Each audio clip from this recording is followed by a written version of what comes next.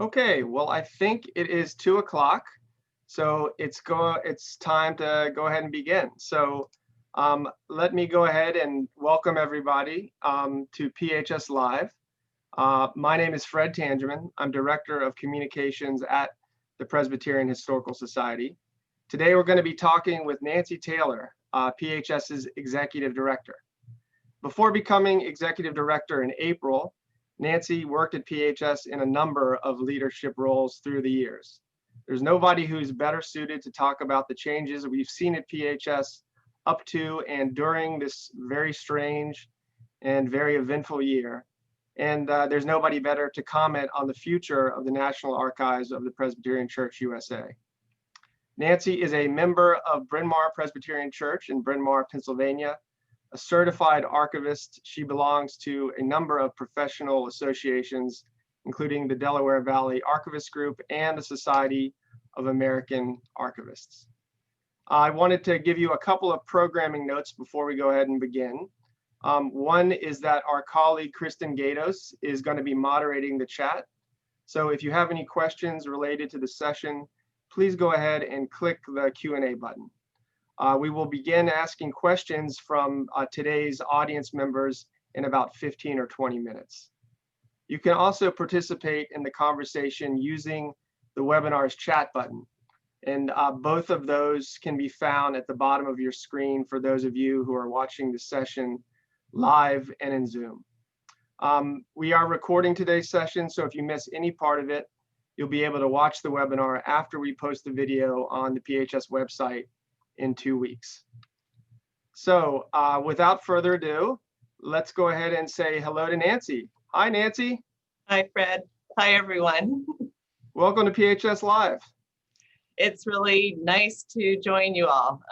This has just been such a great opportunity for us since June to reach out with various topics, and I am thankful for everyone who's joining us today and for everyone who's participated in these as we've offered them this year. Terrific. Well, I think one great place to start, Nancy, is with a question that wouldn't have been necessary a year ago, which is, where are you working from today? I'm actually at the PHS building in Philadelphia today. We are not here, all of us, every day, as you might imagine. And for a couple months, none of us were in the building.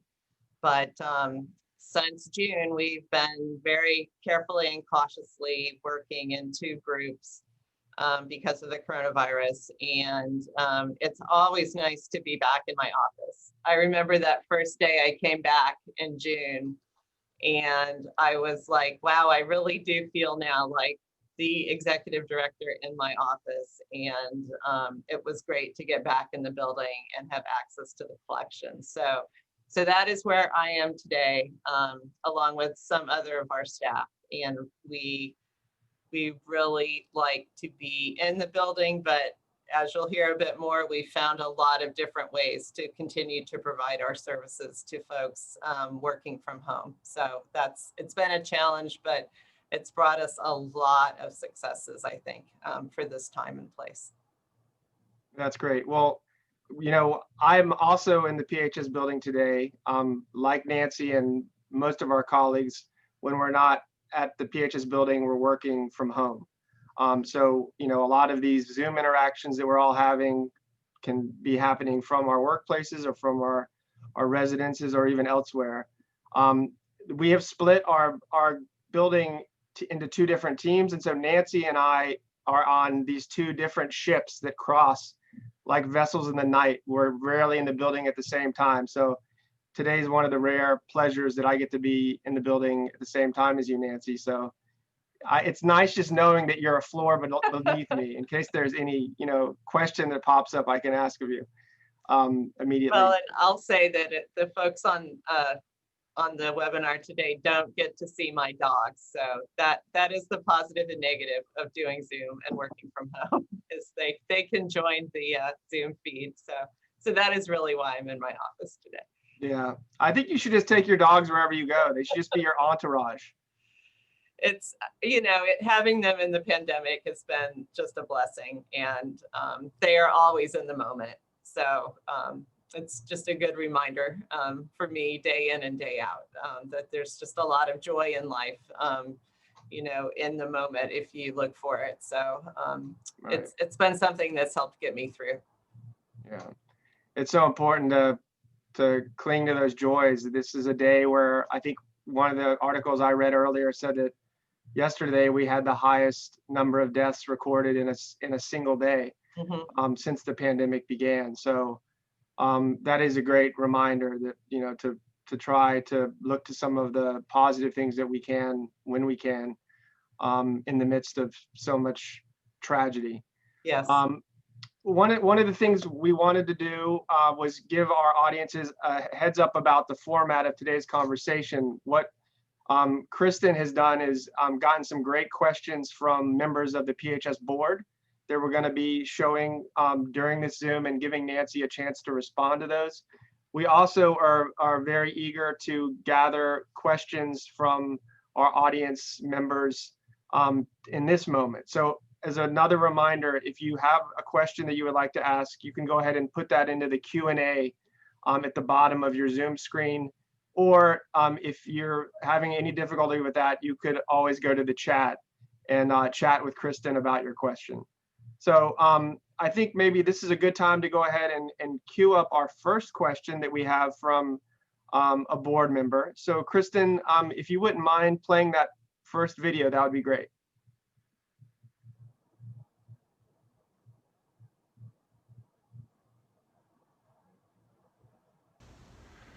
My name is John Wilkinson. I'm a PHS board member, and I serve as the pastor of the Presbyterian Church of Chestnut Hill in Philadelphia.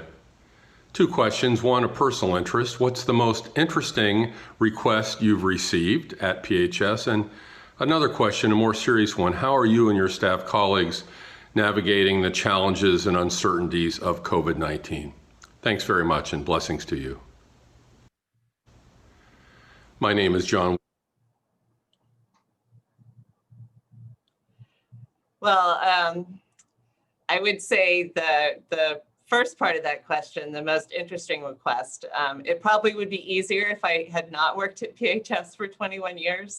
We have had so many things that I have just enjoyed diving into, helping folks. And I will say that everyone I think on staff would probably answer this differently. So for me personally, I remember in that first 10 years I was here, I was answering a lot of questions from researchers about their relatives who had served as foreign missionaries, or from scholars who were interested in using our foreign mission records in their academic projects. And I really got intrigued by the number of women who were going into missionary service who were medical doctors. And especially in the 19th century, they were really from the first generation of women who were going to medical school. And I learned more and more about how mission service was an opportunity that for a number of different reasons, they really decided to follow. And I took that interest, which really came initially from questions that I was responding to from researchers.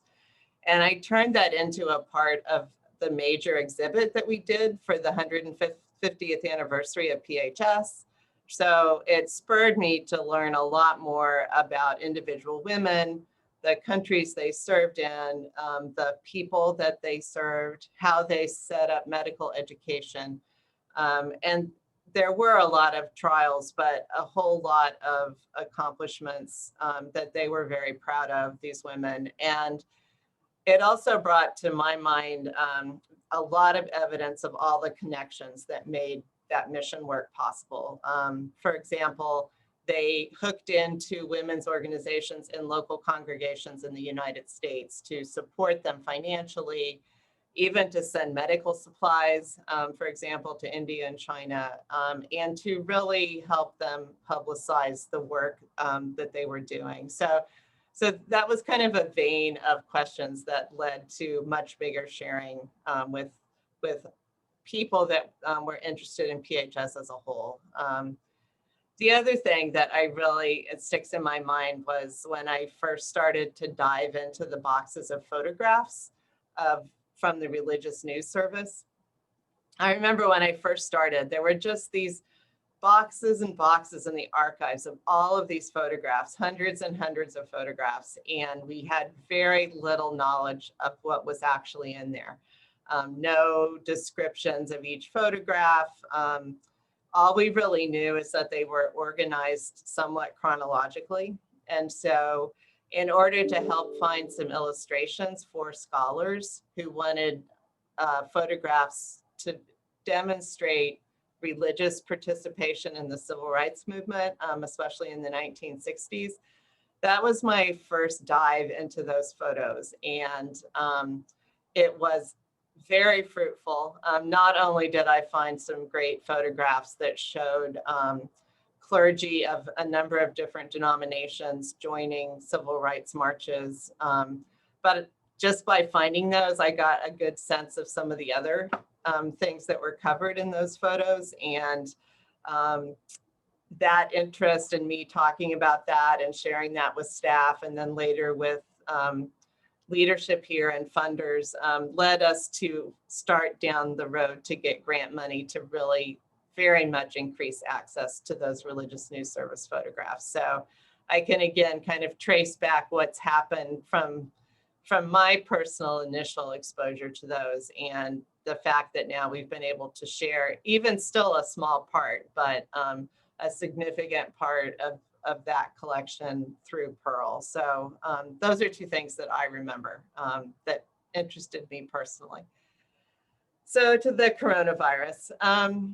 Yes, I mean, as with everyone, this has been not the year we anticipated at the start of 2020. I can remember back in the middle of March when we decided to close the building. And at that point, we were talking about if we would close for at least 2 weeks. And that was in response to restrictions that were put in place through the city of Philadelphia and the state of Pennsylvania. All businesses that were not essential were to close. So 2 weeks, even at that point, felt like a long time. That seemed to bring to a halt some of our services that we provide in person. And then without the staff being in the building, we thought it would be very difficult to continue to access the collections in order to respond to reference or to do communications. And so it was a real shock initially. Of course, the 2 weeks expanded, and we ended up having the building closed until the second week in June. So almost 2 months. And however, during that time, we were all trying to do our work from home, and we started to really pivot. I would say, I know people use that word a lot these days, but we really started to pivot toward thinking creatively about how we could continue to share what's in our collections, do the best we could to do reference, communicate with people that yes, we were still interested in collecting your records, but to please just hold off and not to send anything at the moment. And so I remember we made it through those 2 months. We were able to do some video creation for General Assembly. We did some remote reference by searching some of our catalogs and databases and things from home. And it really started to push us in directions that I think have borne a lot of fruit this year. And one of those is PHS Live. We did our first broadcast of PHS Live in June. And this is definitely something we are going to continue. We've been able to highlight a lot of different aspects of what we do. We've started to have some guest speakers come in. We're talking for next year about even more diverse programming. So that's just one example of how we've been able to kind of take what was initially a situation that seemed to almost stop us in our tracks in some ways, and to be flexible and creative and use the great resources of our staff to figure out ways to continue to serve the church and to serve the larger research community. I will say that, the coronavirus pandemic is not over. We are still very limited in terms of on-site research. The city of Philadelphia has put some additional restrictions in place that has limited, again, the number of hours and staff that can be in the building. I think we are all cognizant of that right now, and we have learned so much through this that I hope that we will continue to be able to offer the services that we have been, and in new ways to be there for folks. People are asking a lot of questions now about what the future might hold. And I think the history in our collections is going to be really key toward the PCUSA and just other folks interested in history, the interactions of history and culture and society. What can history tell us about where we've been, where we might be now, and then what is possible in the future? Yeah, that I feel like that is, for me, that's one of the tricky things about right now is that we've been, Nancy, you talked about March and how, in my memory, March and April took a long time to happen. And then we've settled into a groove of existence with an expectation, maybe in some cases, and in part in my case, that things would sort of be changing in a way that they haven't up to now. And so we're living through another wave. And I think that is, that's challenging, and just not being able to have researchers come in as much as we would want to because of those restrictions is really tricky. And it's tricky on the staff not to be having full access to those items that they want to in order to be in communication with researchers. If we can go back to March and April, especially, we started some things that were some special collecting initiatives. I wondered if you wouldn't mind talking a little bit about what those were and how they're existing, and that the spirit of those is informing the work we're doing in other areas. But if you could remind folks, if they have heard about those before, what those are, and if they haven't, just tell them for the first time. Mm-hmm. I will say, I think to a person, our staff was aware that we were living through a historic moment, and that it was really important to be very proactive in collecting materials that were being created that speak to this time. And another thing that brought that home to us is we almost immediately ourselves started looking, and we got people asking us about what might be in our collection about the Spanish flu pandemic about 100 years ago. That was a lot in the news initially, and still is actually. And so people wanted to know, how did that impact congregations? What impact did it have on the Presbyterian Church as a whole? And so we started both diving into our collections to find answers, but then also really being aware that the universe of ways people are communicating has changed so much in a lot of ways since 1918, 1919, 1920, that it was really incumbent on us to think about where people were talking about their experiences today. As churches were going to remote worship around the country, what were they doing to basically continue their life as congregations or continue their lives as presbyteries in this time? And so one of the first touch points that we really identified was Easter 2020. And that was really still, at least for parts of the country and the East Coast in particular, a time when a lot of things were shut down and that virtual was really the only option. And so we thought that most congregations would address the pandemic in some way on Easter. And so we decided to put out a call for Easter sermons from 2020. And think about it, we collected some things in paper, but a lot of it was audiovisual. So a lot of recordings, and we were able to bring those in. We can preserve those for long term. Think that if we're looking back 100 years at what happened in 1918, right? People, I'm sure it's not going to take 100 more years for people to be really interested to look back at this time, 2020, and see how churches and the denomination as a whole responded to the pandemic. So we've brought those in and we've shared those now. I think Kristen dropped a link in the chat to our collection of Easter sermons.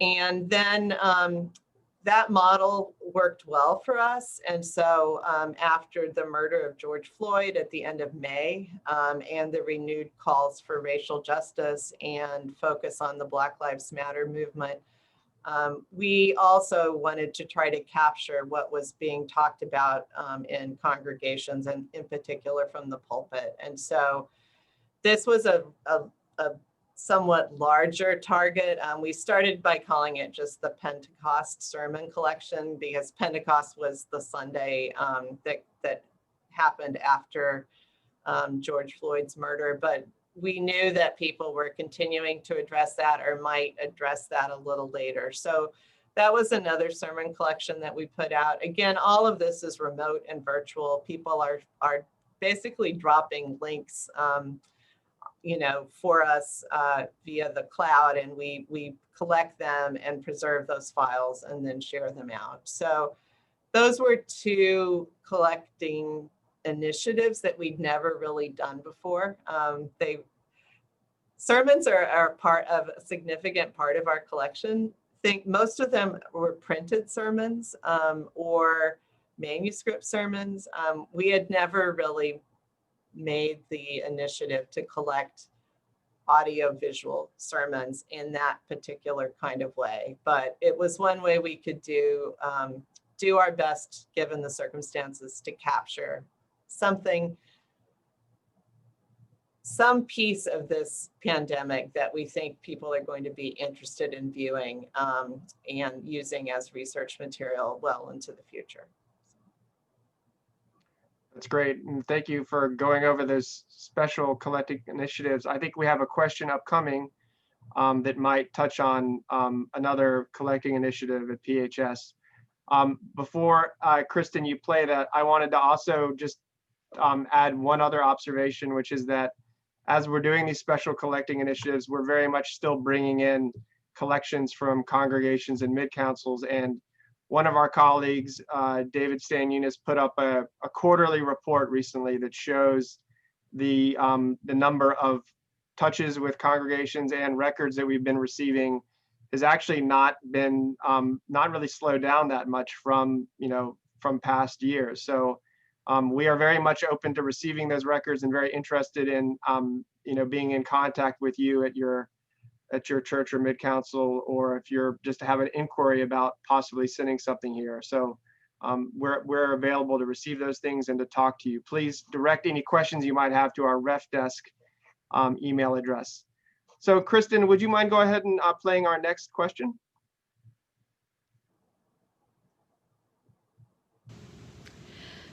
My name is Joanna Kim, and I am the Director of Ministry Services at Grace Presbytery in Irving, Texas. Nancy, how has PHS been committed to becoming an archive that collects and represents a wider and a more inclusive history of Presbyterians in the United States? Thank you, Joanna. I would say about 5 years ago, we really started to focus on where we were seeing gaps in our collection, in particular within the Presbyterian Church USA denomination. Since we're the National Archives, we collect at all levels of the church, and we also collect records and papers of some of the parachurch organizations that have formed to support the ministries of the church. We were noticing that there were some pieces, portions, segments of the Presbyterian Church USA where we were just not receiving records under what had been kind of the traditional way that records came to us. And so we started to think about how we could be more proactive. I remember Beth Hessel and I, she was the former executive director. We went to the National Caucus of Korean Presbyterian Churches meeting in San Diego. We talked to a number of allies about how can we do a better job of bringing in records of Korean congregations and mid-councils. And those initial contacts have really started to bear fruit. We also looked at Puerto Rico, and again, we were spurred in this by people that were talking to us. You know, people who were in the presbyteries and synods and congregations in Puerto Rico. And we realized that a lot of those records were not coming to us. So Fred and David had, I think, 2 trips. David's been at least twice down to Puerto Rico to meet people, to talk to them about preserving records in history, and to enable some of those records to come back to Philadelphia for digitization. In the meantime, we were looking at other areas of our collection that we thought were lacking. We have started an initiative to focus specifically on African American leaders and congregations. And we just recently met with Alona Street Stewart and Greg Bentley, the co-moderators of the General Assembly, and they interweave history into a lot of what they're saying, and we really look forward to working with them in particular during these 2 years of their term to make sure that we are recruiting allies to help us bring these records in, to listening to folks about where the records might be, to setting up oral history interviews, again, to do just a better job of documenting the many varieties of Presbyterianism that the PCUSA encompasses.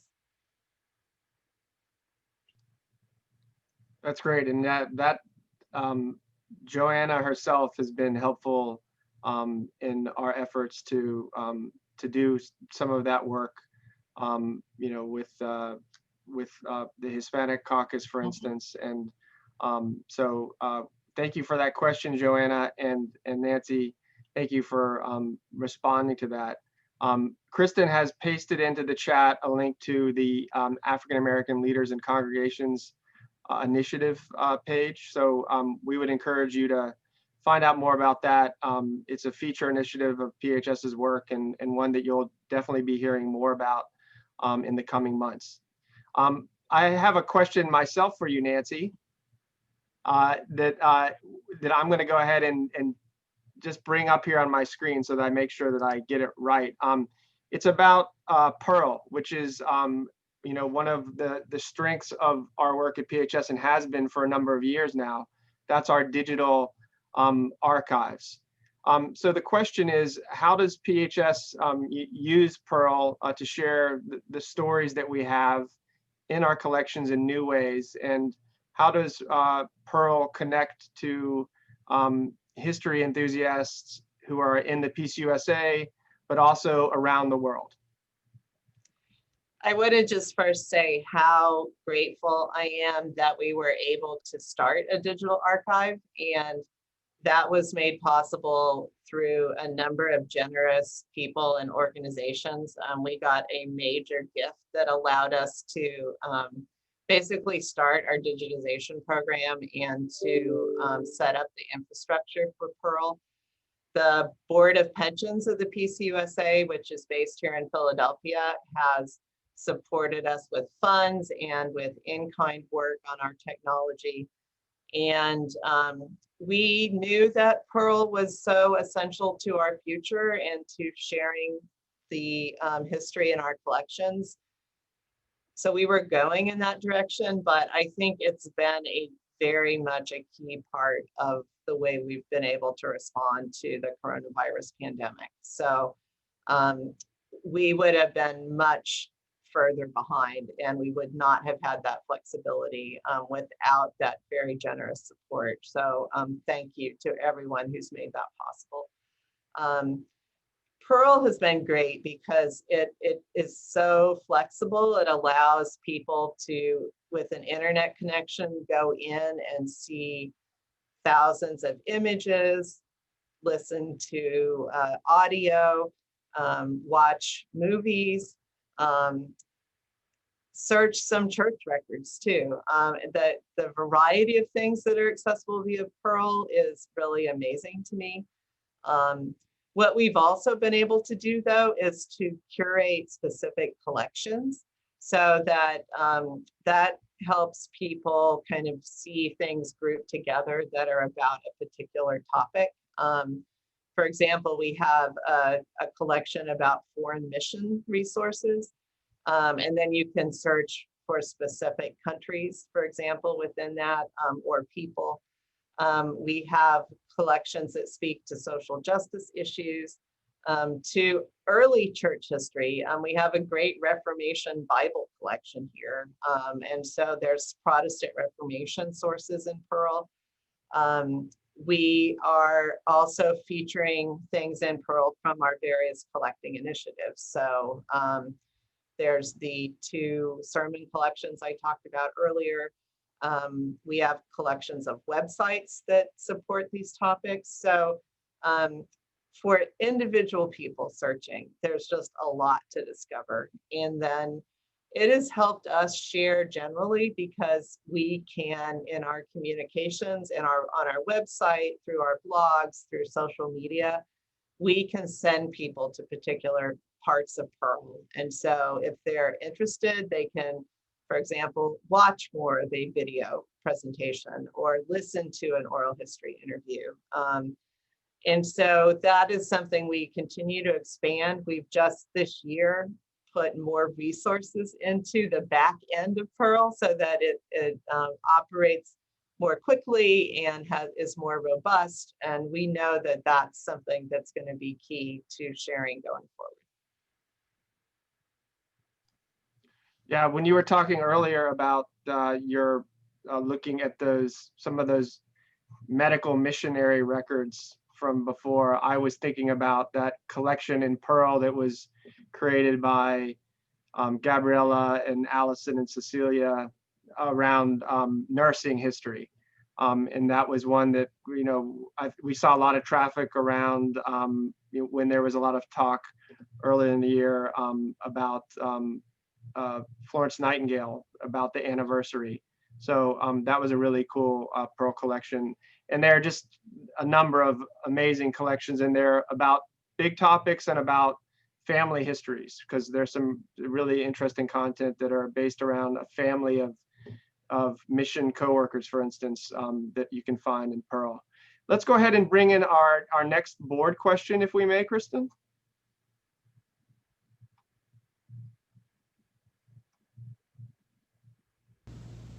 Good afternoon. My name is the Reverend Dr. Persavia Prelo, and I am pastor of 15th Street Presbyterian Church in Washington, D.C.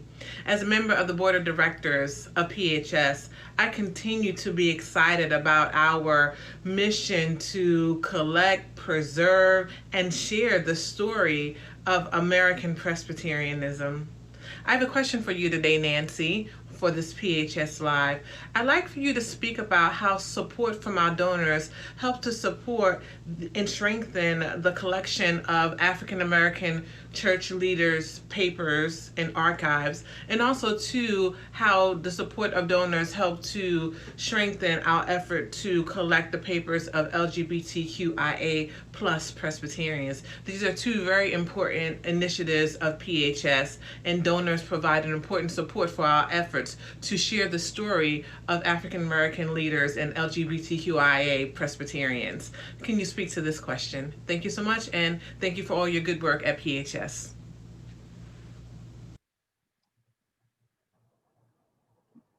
Thank you, Presavia. We started a brand new model for interweaving development and collecting with our Pam Byers Memorial Fund collecting initiative. And that started with a group of folks that were affiliated with longtime supporters of the Covenant Network of Presbyterians. And they wanted to honor Pam Byers, who passed away in 2014, but was the first executive director of that organization. And so we were able to partner with this group of people to launch a collecting initiative to bring in materials that spoke to the LGBTQIA plus experience of Presbyterians in the church, but also the different issues that swirled around gay ordination and gay marriage. We wanted to document both of those, which intersect in a lot of ways from all different angles. And this group of basically volunteers helped us to raise the money to start that collecting initiative. And I remember initially we were just hoping to bring in enough money to support bringing in materials and potentially doing some oral histories. But with their leadership, that initiative and that fundraising campaign was so successful that we were able to actually hire a project archivist for a full year. Her name is Liz Witwrigg. She is still with us. She proved to just be a great asset to our staff. And so she worked for the first year on this collecting initiative, and now she is with us as a regular staff member. But Liz was a great point person. So she reached out to people all over the country to talk with them about their materials. She arranged and did oral histories, and that money that we raised really made that very expanded initiative possible. It's still going. A lot of these connections you make, they take a while to kind of bear fruit. So people are still talking with Kristen about materials, and we are still bringing things in. But that combination of a group of volunteer donors who helped us reach out and bring money in was so successful that we also then, a couple of years after that, launched a second initiative. It's the African American Leaders and Congregations Collecting Initiative. And again, we have been led by a group of volunteers who have enabled us to reach out and solicit donations to this initiative. This initiative. This is still, I think, bearing a lot of fruit. It's morphed somewhat with the coronavirus pandemic, but we are still working with people to identify records and to talk with people about how valuable their material is and how we would be so honored to preserve it and to provide access to it here at PHS. Some of the very exciting things that have happened this year, we brought in papers of Katie Geneva Cannon. We've continued to talk to Thelma Adair and her family about potentially bringing in her materials. We have a lot of smaller collections that we're starting to bring in that we are digitizing and providing access to. We did a lot of initially in last year before the pandemic struck, some oral histories that where both of these initiatives kind of crossed. So we were particularly interested in talking with Black LGBTQ people in the church. And I think more and more these collections, we see how they cross and support each other. Our African American Leaders and Congregations collection has been really important for us this year and continues to be important. There's been a lot of focus here at PHS and in the church and in the larger culture about making sure that Black voices and Black experiences are captured. And so we really are playing a part of that and want to do even more than we are doing. We need the outside funding in order to be flexible, to move in different directions. And so I would say with first the Pam Byers Initiative and now with African American leaders and congregations, that support, that financial support is allowing us to have really a robust collecting effort. One of the latest things we've done with the AALC is to contact historically Black congregations within the church, and that's defined very broadly, but let them know that we're interested in digitizing their records at no charge. And so David Stanunas, our records archivist, has recently launched that effort. We've gotten some good initial responses. And so we are really interested in bringing in records in whatever format, preserving them here at the PCUSA's National Archives, and then providing access to folks. So thank you for that question, Prezavia. I think it does a really good job of tying our development and fundraising program to the directions that we are really trying to go, and how important that money and really that support is. Because a lot of times the donors are also key people who help us make contacts and connections and bring in materials. Thank you. Time is flying. So I want to go ahead and very quickly, if it's okay with Kristen, hear our last board question before we take maybe one or two outside questions and get a chance to look a little bit to the future at the end of this session, 2021, and some of the things that we're really excited about, and Nancy's looking forward to in 2021. So Kristen, would you mind go ahead and letting us know or playing that last board member question, please? Hello, everyone. I am Ernie Higginbotham in Dallas with this question. As chair of the PHS board, I know that PHS supports the important work of the PCUSA and the Office of General Assembly. So Nancy, just how does PHS document and share this important work? Thanks, Ernie. PHS has been in existence for over 160 years. And I would say for most of the first century of that, the collection was more ad hoc and geared toward individuals.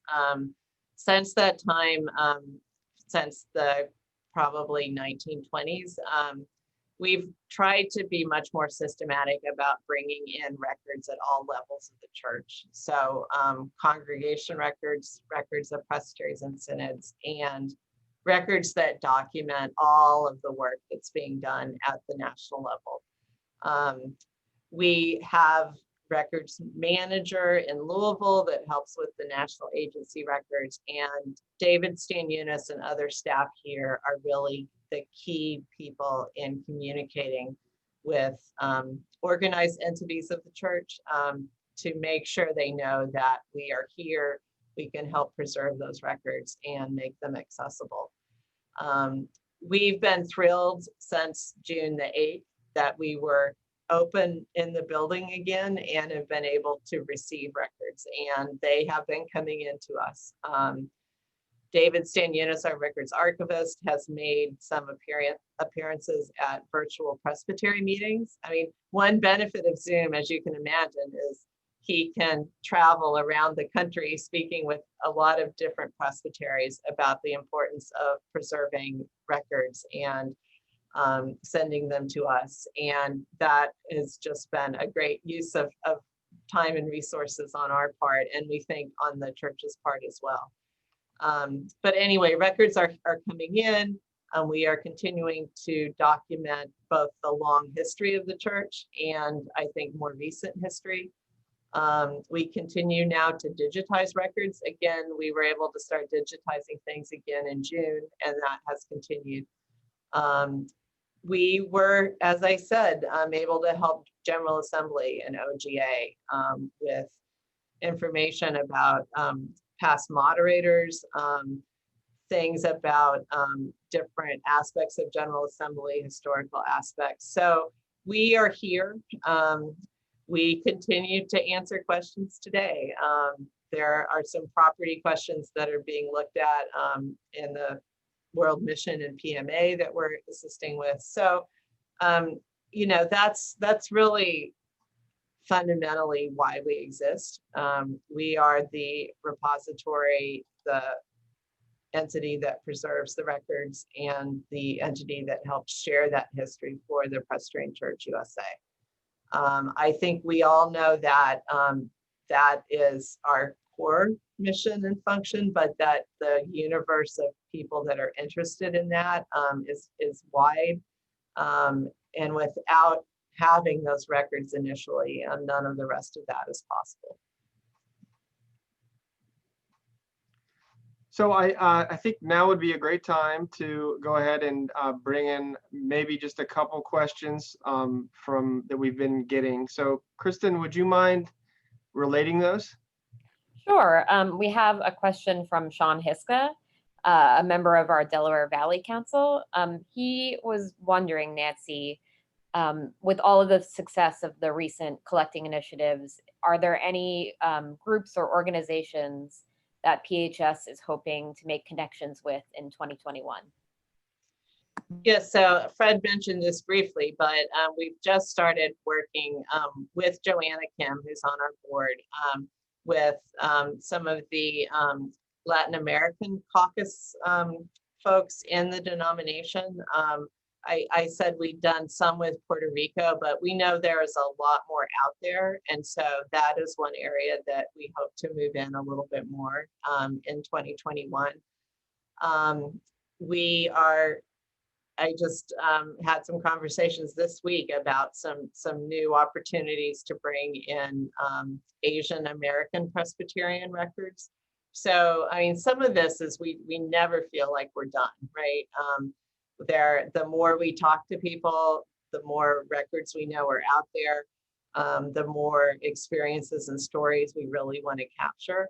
So I would say in general, and especially during this pandemic, we want to make sure we are making those contacts on all of those areas that I talked about before. But again, one of the newest connections that Joanna has helped us with is with the Latinx, Latin American Presbyterians. So we'll see where that goes. I know that people who've had some time at home have been going through materials, and believe it or not, that has helped us bring in things too. All of us are in a changing world right now, so we'll see what we end up doing in 21, but we are uncovering so much, and it's just so rich, and we really do want to be the repository that helps preserve that history. We have another question from a PHS Advisory Council member, Bill Laws. He was wondering if PHS has had any experience working with Wikipedia, and he was wondering if that is an outlet for some of our digital resources that you talked about before, like Pearl. So we have in the past intentionally gone into Wikipedia entries and added resources where we have collections. So for example, for Eugene Carson Blake, who was stated clerk of the PCUSA for a number of years, starting in the 1950s, he has a Wikipedia entry. We did not write the entry, but you can go in and put a link to the Eugene Carson Blake papers at the Presbyterian Historical Society. So we have done that intentionally. One of our former staff members had a project where he was searching those out and putting links in. That's probably our most concerted effort to work with Wikipedia. We have shared images from Pearl with the Digital Public Library of America, and so DPLA. And so those images are available to anyone who is searching DPLA. And so we are also looking at other kind of things that bring digital collections together and how we can participate in that. But I think, we have a smaller staff than we did 5 years ago because of budget considerations, but, any directing that people can do to places where we might be able to enhance Wikipedia entries, I think that, that we would be glad to do that. It's just not something I think we're at a position right now to systematically do, but I think we all know if we're searching for something, we tend to look for those Wikipedia entries to give us kind of a very basic background on a person or a topic and how important those are. And so that's something that we would like to put our stamp on when we can. So. Right. Those of us in the blogging world love those Wikipedia pages. They're there's some great information there. Although it's always to be, considered against other sources, the things that are aggregated there. So I think, if I may, we talked a little bit before about how we want to look to the future as well in this conversation a little bit. 2021 is just around the corner. I can hardly believe it. But Nancy, I wonder if you wouldn't mind just looking into your crystal ball for the future and looking at some of those things that you've spoken to a number of them already, but if there were any things that really lift themselves up almost for you as those sources of encouragement, things of optimism, also challenges, if you will, that are out there that you're very mindful of for 2021. One of the things I'm really looking forward to and toward the beginning of the year is seeing the results of our Building Knowledge Breaking Barriers exhibit project, and just generally the website that's going to describe and offer up to everyone the fruits of that project. So for those of you that don't know, we've had a collaboration funded by Pew Arts and Heritage with the Community College of Philadelphia. This has been a multi-year collaboration, and we have had the great privilege of hosting a number of CCP students and their teachers in the building. This has been just so rewarding for us. I feel like interacting with the CCP students and faculty, talking to them about our collections, hearing about their experiences, has just come back, brought us so much, that we didn't really anticipate. And we have been really honored to work with the student exhibit panel on an exhibit, which is basically going to, through their perspectives, talk about their interactions with PHS doing research in our collections. And they are so creative about how they use our materials to speak to their lives and to their understanding of the world. This was initially going to be, for the most part, an in-person exhibit in our building, and we were going to publish a guide. And like everything else, we had to change course somewhat in March, and now there is still going to be an in-person component that's going to be installed for what we hope is a time in 2021 when people can come by our building in Philadelphia and see it. One thing that the pandemic has done, though, is push some of that installation out into our public spaces outside. So some students have thought really creatively about how to install things in front of our building and interacting with the William Calder statues, for those of you that are familiar with those. The other piece of this, though, is there's going to be a much more robust online exhibit that the students are putting together. And even though we've not been able to provide a lot of access to researchers during the pandemic, we've been able to figure out how to continue to work with these students. And so I'm really looking forward to seeing the results of all of their work. The other piece of this is we're going to be launching a website that captures all of the different aspects of this project. And again, a multi-year project about teaching with primary sources. So that's coming up. It's something I haven't mentioned.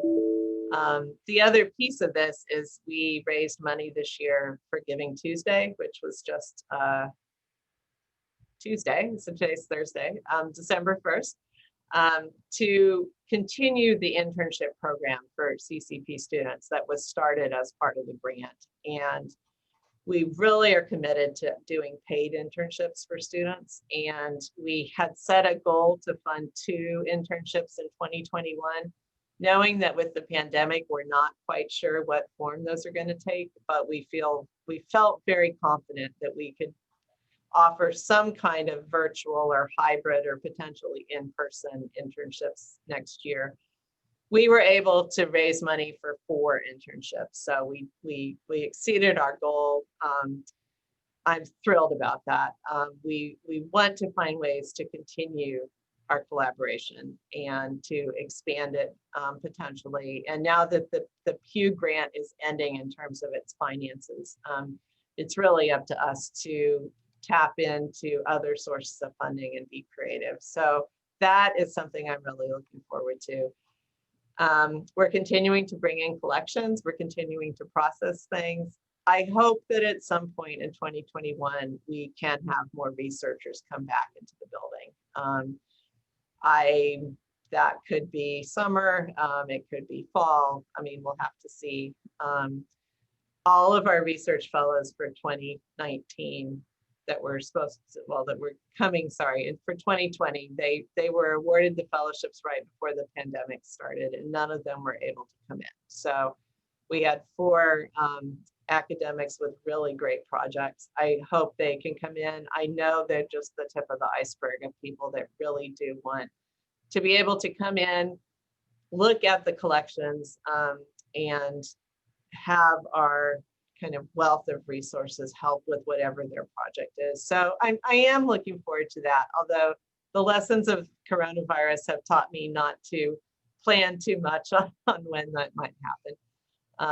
And as I said at the beginning, I'm really looking forward to where PHS Live is going to take us next year, 2021. So that's so important to remind ourselves as well as our audiences that everything is in flux and so much is uncertain about the future, but that this ministry, this mission of this organization, continues, and it's going to continue in new and exciting ways. And thank you, Nancy, for mentioning some of those things in 2021 that I know all the staff is really excited about and working hard to put together. So we are just about at the close of the hour.